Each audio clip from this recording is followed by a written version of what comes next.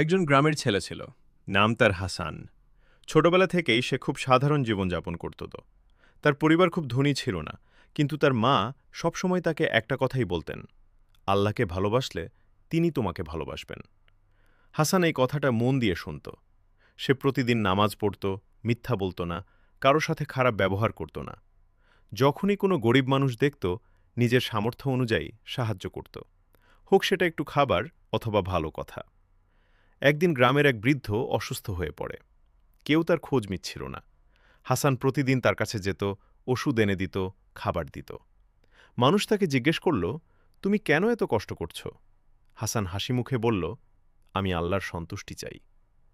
সময়ের সাথে সাথে মানুষ হাসানকে সম্মান করতে শুরু করল। তার মন ছিল পরিষ্কার, কাজ ছিল সৎ। এক রাতে সে স্বপ্ন দেখল, এক আলো ঝলমলে জায়গা যেখানে শান্তি আর ভালোবাসা ভরা। মনে হল আল্লাহ তার উপর খুশি হয়েছেন। সকালে উঠে হাসান আরও বেশি ইবাদতে মন দিল। সে বুঝে গেল, আল্লাহর প্রিয় বান্দা হতে হলে বড় কিছু নয়, ছোট ছোট ভালো কাজই যথেষ্ট। সত্য কথা বলা, মানুষের সাহায্য করা, আর সবসময় আল্লাহকে মনে রাখা। এইভাবেই হাসান হয়ে উঠল আল্লাহর প্রিয় এক বান্দা।